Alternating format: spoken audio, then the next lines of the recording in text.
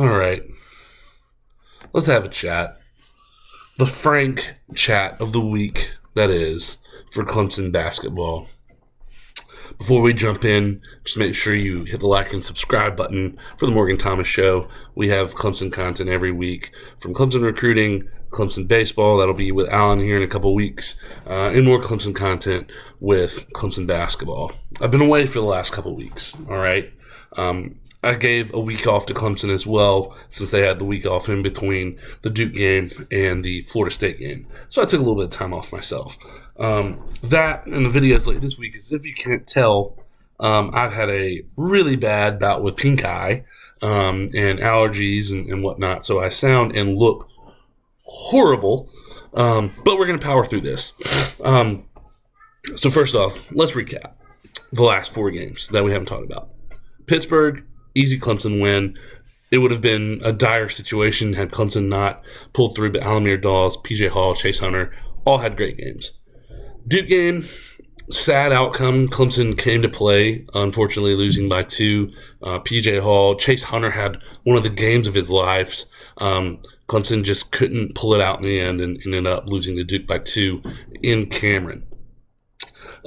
This past week, in the middle of the week, Clemson knocks off Florida State for a 75-69 win. I made a joke that Clemson, in spite of itself, ended up winning because it felt like Clemson had the lead by 10, 12 points at multiple times in that game, only to see Florida State cut it to a one-possession game, or I think at one point or two, Florida State even took the lead. But that leads us to yesterday's game against Georgia Tech. Clemson had to have the game yesterday. It would have been a quad 3 or quad 4 loss had the Tigers lost yesterday. And that's exactly what happened. Clemson ended up losing to Georgia Tech by the final score of 69-64. And at one point, they were down, I believe, by like 16 to 20 at one point. Not a good day. Not a good day for the Tigers.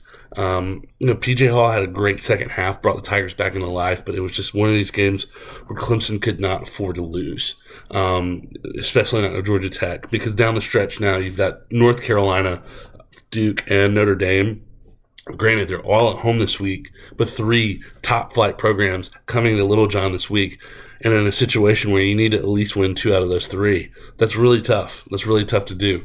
And then following that up, you have a 3-game stretch of at Florida State, at Louisville, and Wake Forest, who is playing lights out right now. So 4 out of your 6 are at home, but you have a lot of teams that are starting to come up for themselves for the end of the season.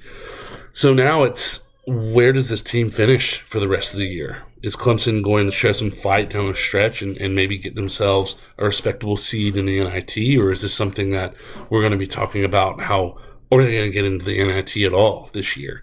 They don't have very many, if at all, any quad 1 wins according to the net rankings.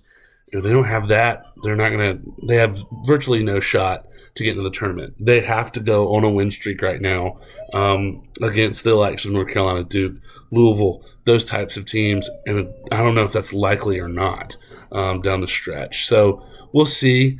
Tough loss by the Tigers. You couldn't afford that. And you're starting to run out of at-bats here with about 9 games left in the season. Now, these are important. You can quell a lot of problems if you're able to beat North Carolina, Duke, Notre Dame, Florida State, Louisville, and Wake all in a row. But I don't know if you can do that. We'll see. Knowing this team, I could see them easily having a winning record or splitting, but I could also see this team having plenty of opportunities and only winning 1 or 2. We don't know. We'll have to see. And if it gets to a dire situation, then we'll talk more about that as time goes on. But, 12-10, this team's at least got to be at 15-13 to have a shot at the NIT by the time we get to the end of the month. So we'll see.